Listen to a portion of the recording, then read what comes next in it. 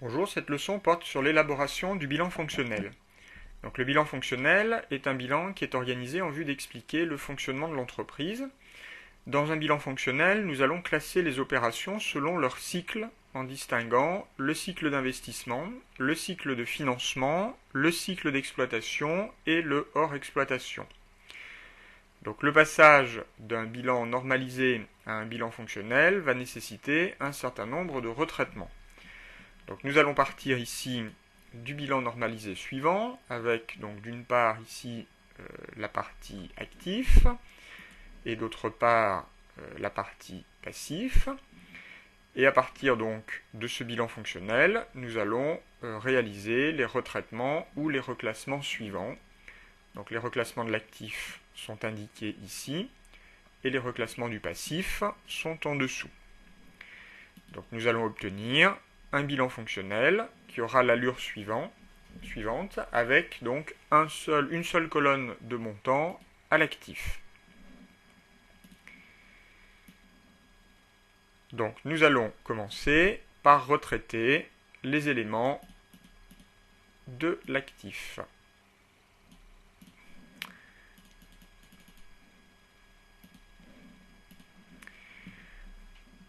Alors, premier élément important, les montants que nous allons retranscrire à l'actif sont les montants bruts qui figuraient dans notre bilan normalisé.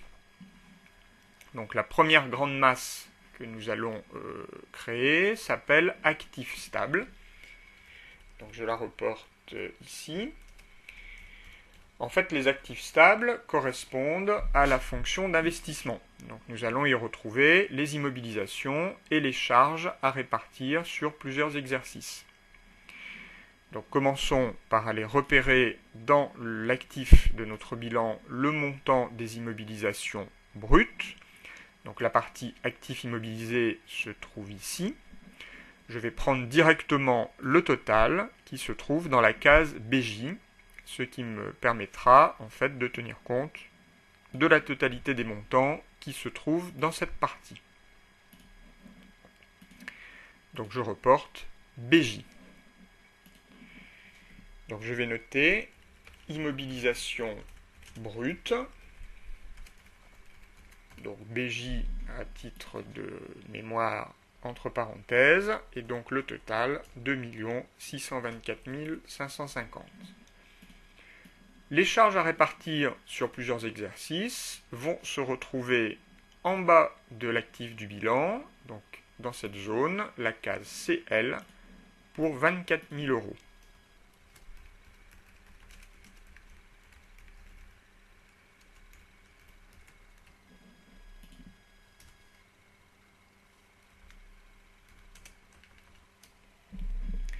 Donc pour les actifs stables, cela va me donner un total de 2 648 550 euros. Cela constituera ma première grande masse dans mon bilan fonctionnel. Deuxième grande masse, il s'agit des actifs circulants d'exploitation qui correspondent à la fonction d'exploitation, bien évidemment. Donc nous allons reporter dans cette catégorie tous les éléments qui concernent l'activité principale de l'entreprise, à commencer par le montant de ses stocks. Donc dans mon bilan, les stocks sont regroupés dans cette partie-là. Donc je vais faire l'addition des montants qui sont ici entre les cases BL et BT.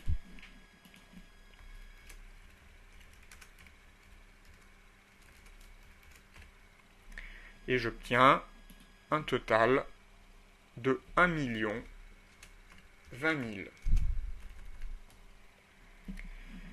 Ensuite, je vais reporter les avances et les acomptes versés. Alors les avances et les acomptes versés que je vais retrouver en fait ici, dans la case BV, 38 000.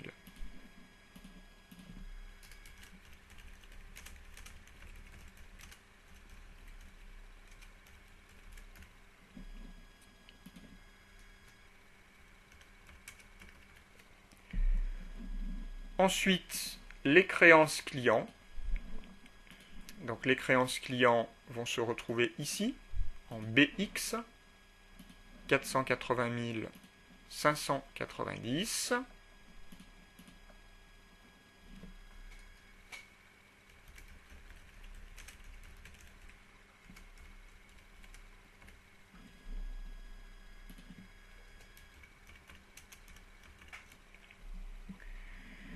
J'aurai ensuite les autres créances d'exploitation. Alors les autres créances d'exploitation sont incluses dans la ligne autres créances, BZ. Alors ces autres créances peuvent être soit des créances d'exploitation, soit des créances hors exploitation. Ici, dans notre cas, je vais supposer que la totalité concerne l'exploitation. Donc je vais reporter 29 400.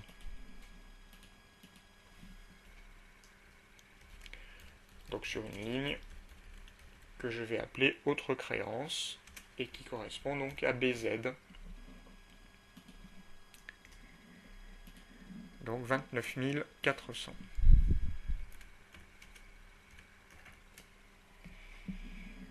Ensuite, donc les charges constatées d'avance d'exploitation. Alors ces charges constatées d'avance que l'on trouve dans la case CH peuvent concerner soit l'exploitation, soit le hors exploitation, et je vais donc considérer dans mon exercice qu'elles concernent ici en totalité les opérations d'exploitation. Donc je vais reporter 8 300 € sur la ligne charges constatées d'avance.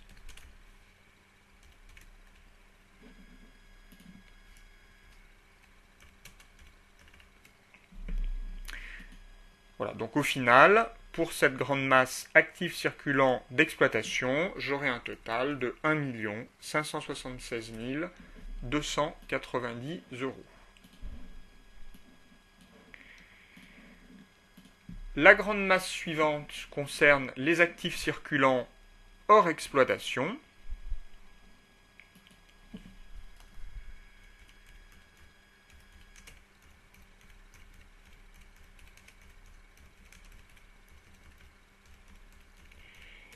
Bon, il s'agit donc d'actifs qui ne concernent pas l'activité principale de l'entreprise.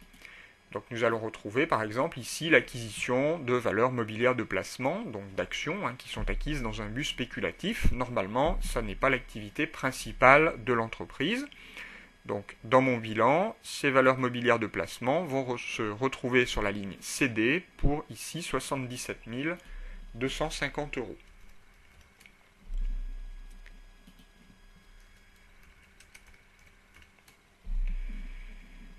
Bon, autre créance hors exploitation, bien, en fait, on retrouverait cet élément sur la ligne BZ, mais nous avons considéré que toutes ces autres créances concernaient l'exploitation, donc nous n'aurons rien dans la partie hors exploitation, et le raisonnement est identique pour les charges constatées d'avance hors exploitation dans notre exemple.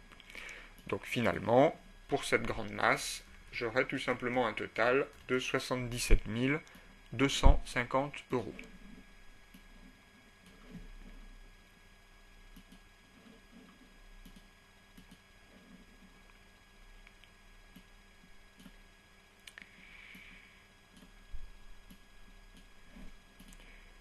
Il me reste donc une dernière grande catégorie dans l'actif qui correspond à la trésorerie active.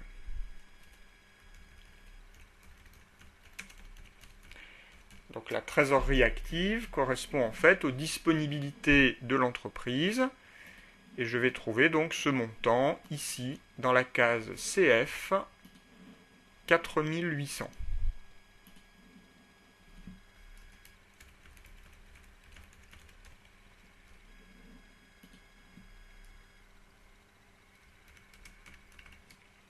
Voilà, donc ceci constituera le total de cette grande masse.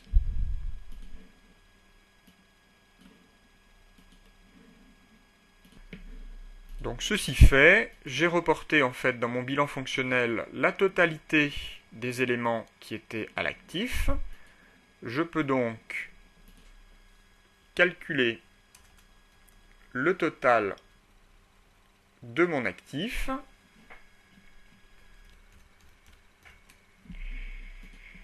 et je vais trouver 4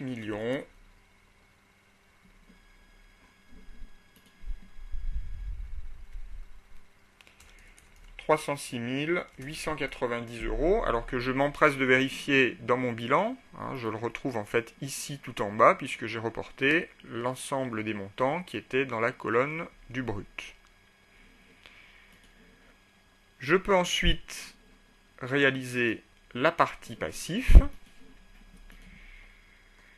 Donc la première grande masse du passif va constituer ce qu'on appelle les ressources stables, ou les passifs stables.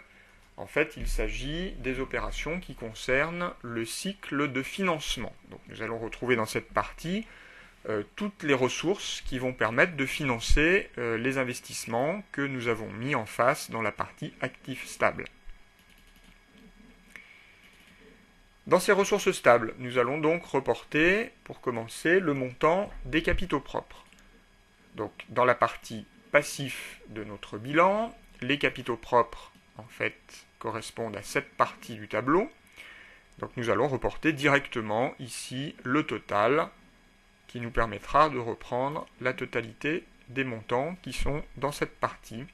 Donc 1 709 955.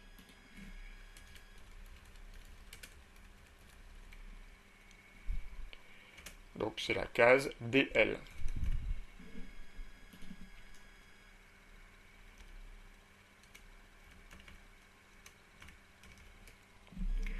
Ensuite, nous allons reprendre les provisions pour risques et charges.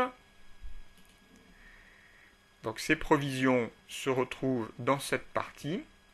Donc je vais reporter 9 000 € que je prends directement dans la case DR qui correspond au total.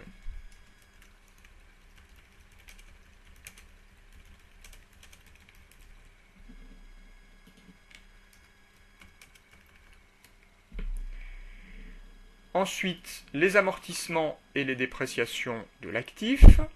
Alors, comme leur nom l'indique, ce sont des éléments que nous allons retrouver dans la partie actif du bilan. En l'occurrence, il s'agit de la deuxième colonne. Donc, je dois reprendre la totalité des montants qui étaient dans cette colonne. Et donc, pour faire simple, je vais tout simplement prendre le total qui était dans la case 1A, tout en bas de mon actif. 912 335. Donc amortissement et dépréciation 1A.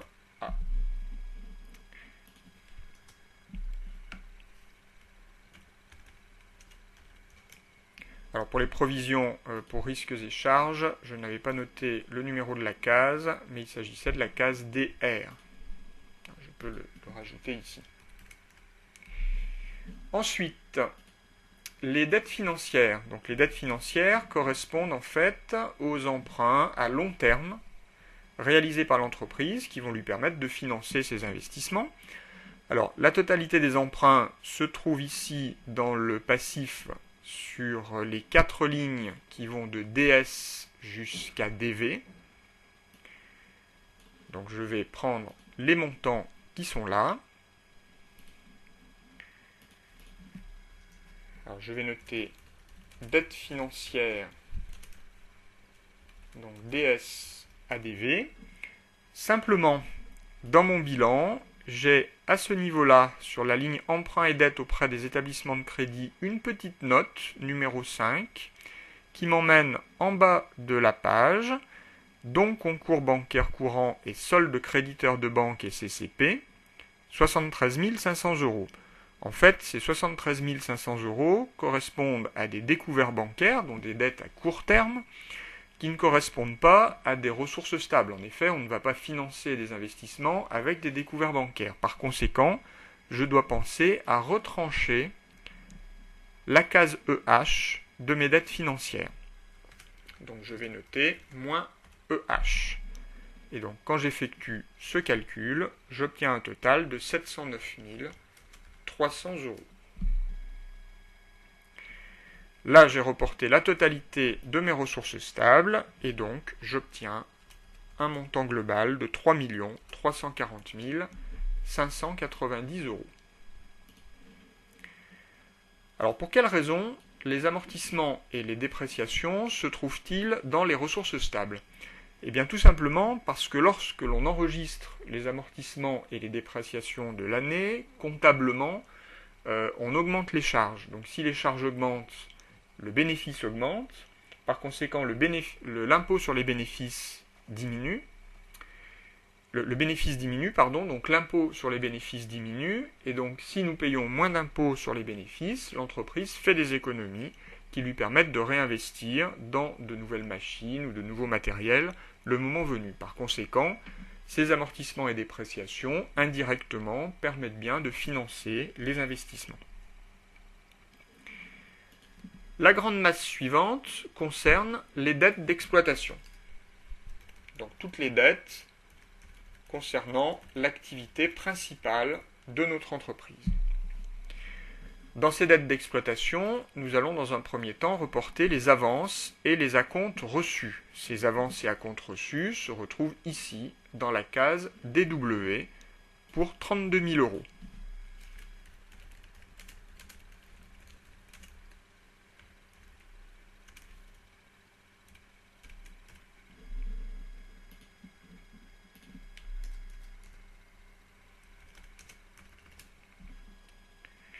Ensuite, nous allons reporter les dettes fournisseurs, qui bien évidemment concernent l'activité principale.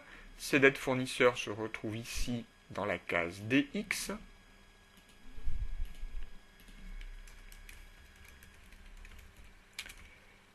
Donc fournisseurs pour un montant de 459 250.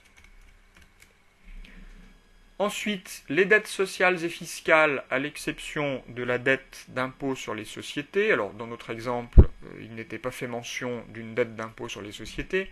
Donc, nous allons reporter la totalité du montant qui est dans la case DY.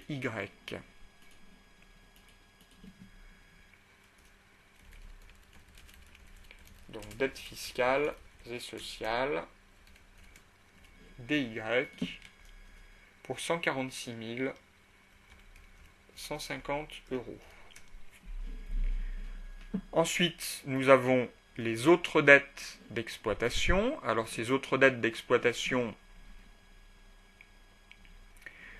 eh bien, en fait, sont incluses dans la partie autres dettes, c'est-à-dire la case EA. Alors, les autres dettes peuvent concerner l'exploitation ou le hors exploitation. Nous allons considérer dans cet exercice qu'elles concernent en totalité l'exploitation.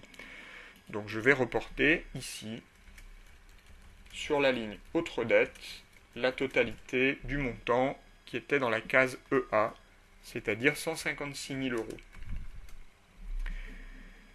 Il me reste les produits constatés d'avance d'exploitation que je vais trouver ici dans la case EB, qui peuvent également concerner le hors exploitation, mais dans mon exemple, je supposerai qu'ils concernent en totalité les opérations d'exploitation. Donc sur la ligne produits constatés d'avance, je vais reporter la totalité du montant qui était dans la case EB, à savoir 400. Et donc, cela me donne un total pour ma grande masse dette d'exploitation qui s'élève à 793 800 €.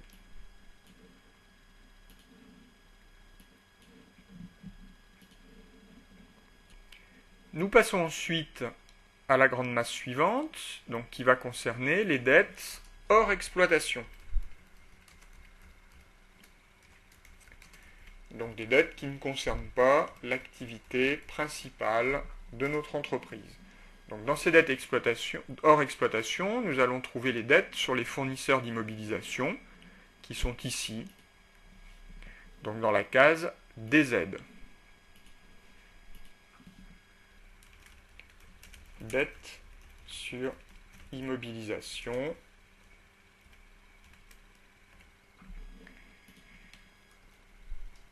Donc pour un total de 99 000 €. Ensuite, nous aurions la dette d'impôt sur les sociétés, mais nous n'en avons pas dans notre exemple. Les autres dettes hors exploitation, nous n'en avons pas non plus, puisque la totalité des autres dettes ont été considérées comme concernant l'exploitation. Et pour les produits constatés d'avance hors exploitation, même raisonnement, nous les avons reportés en totalité dans l'exploitation. Donc cela nous donne 99 000 € pour le total de nos dettes hors exploitation. Il nous reste une dernière grande masse, donc ici à reporter dans notre passif. Il s'agit de la trésorerie passive.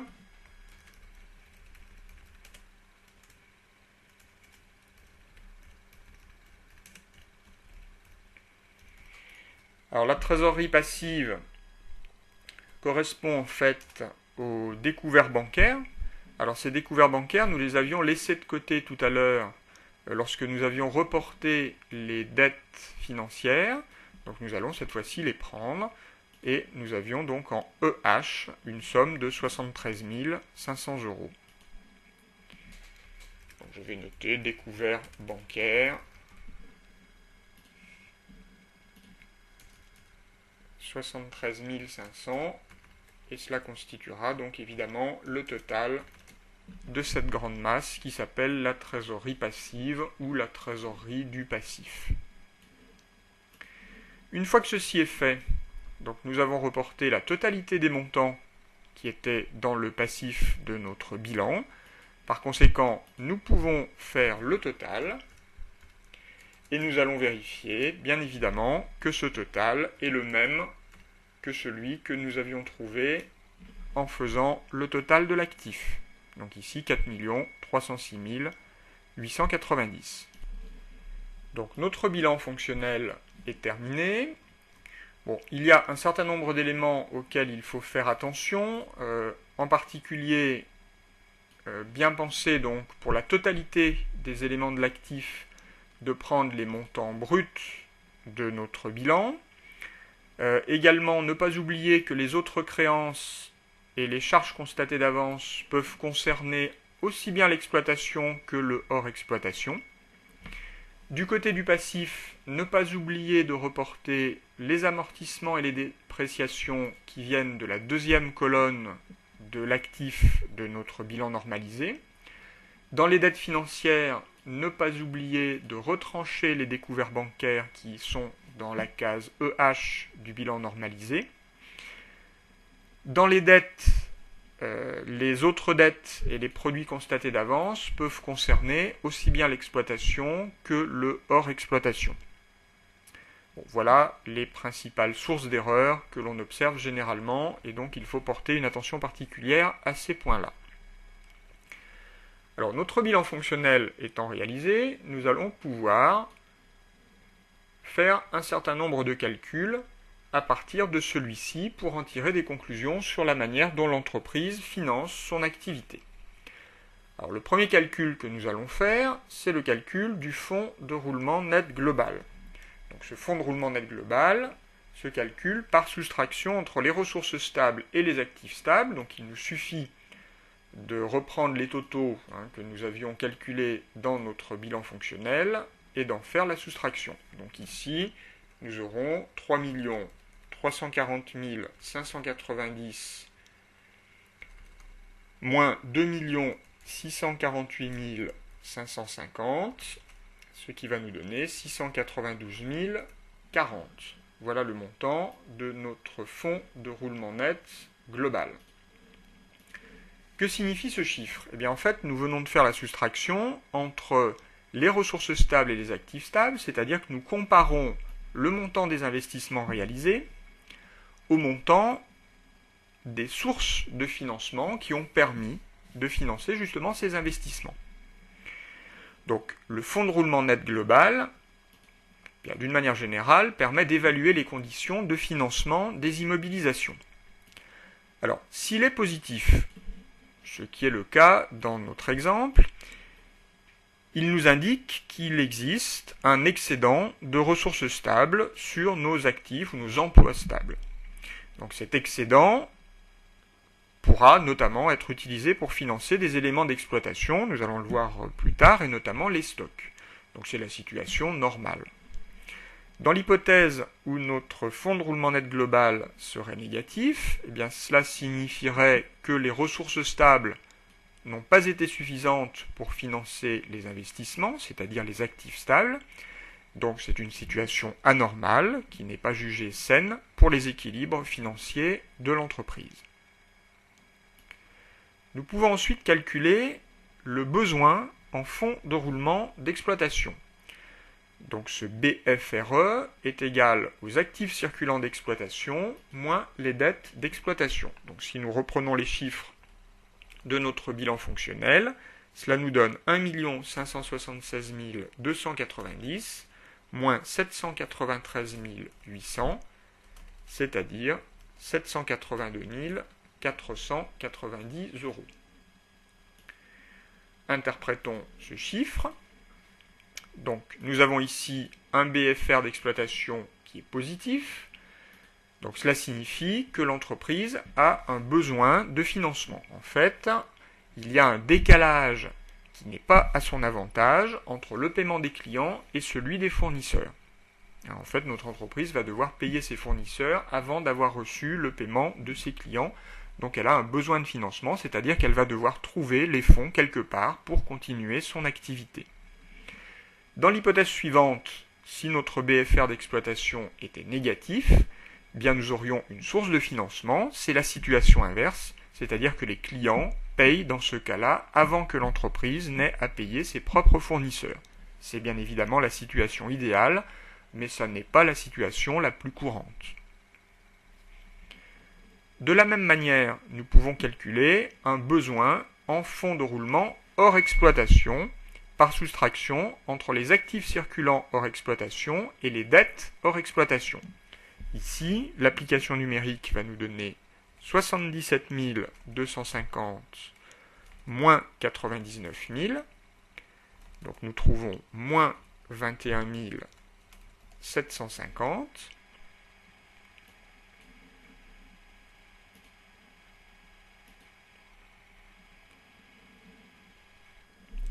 L'interprétation de ce chiffre est la même que pour le besoin en fonds de roulement d'exploitation, si ce n'est que cette fois-ci, les éléments que nous prenons en compte pour le calcul ne concernent pas l'activité principale. Ici, nous avons un chiffre qui est négatif. Par conséquent, ces éléments qui ne concernent pas l'activité principale engendrent une source de financement pour l'entreprise, donc c'est à son avantage. Dans le calcul suivant, nous allons calculer le besoin en fonds de roulement, qui sera la somme du BFR d'exploitation et du BFR hors exploitation, c'est-à-dire ici 782 490 plus moins 21 750, ce qui va nous donner 760 740. Donc en tenant compte à la fois des opérations d'exploitation et hors exploitation, nous trouvons un chiffre positif, c'est-à-dire que l'entreprise a un besoin de financement. Donc finalement, si nous résumons ce que nous venons d'expliquer, d'un côté, l'entreprise a un besoin de financement qui globalement s'élève à 760 740 €, et d'autre part, nous avions vu en calculant le FRNG qu'elle disposait d'un excédent de ressources stables de 692 040 €. Il est bien évident que l'excédent de ressources stables doit permettre de financer le besoin. Alors ici en partie, puisque l'excédent de ressources ne suffira pas tout à fait à financer le besoin. Donc nous allons calculer l'écart entre ces deux montants pour voir un petit peu ce qui nous manque. Donc FRNG moins BFR, cela nous donne 692 040 moins 760 740. Nous obtenons donc moins 68 700. Et donc ce montant correspond au montant de la trésorerie nette. Alors nous pouvons retrouver le même montant en faisant la soustraction de la trésorerie et de la trésorerie active et de la trésorerie passive que nous avions donc calculé dans notre bilan fonctionnel. Donc ici 4 800 moins 73 500. Et on vérifie bien évidemment que l'on retombe sur moins 68 700 €. En fait, ici, l'excédent de ressources stables du FRNG n'a pas suffi à financer le besoin en fonds de roulement. Il a manqué 68 700 € et donc notre entreprise a dû faire appel à des découverts bancaires pour trouver ce financement de 68 700 €. Alors bien évidemment, le but de la méthode n'est pas de calculer la trésorerie nette, sinon il suffirait de calculer trésorerie active moins trésorerie passive. En fait, il s'agit de calculer le FRNG et le BFR de manière à pouvoir ensuite les comparer à la situation d'entreprises du même secteur d'activité. En fait, cela permet, par comparaison, de voir si la trésorerie négative s'explique par un FRNG qui est trop faible ou par un BFR qui, au contraire, est trop élevé. Donc, cette situation étant constatée, l'entreprise pourra ensuite prendre les mesures nécessaires pour essayer d'améliorer le montant de sa trésorerie et la faire devenir positive.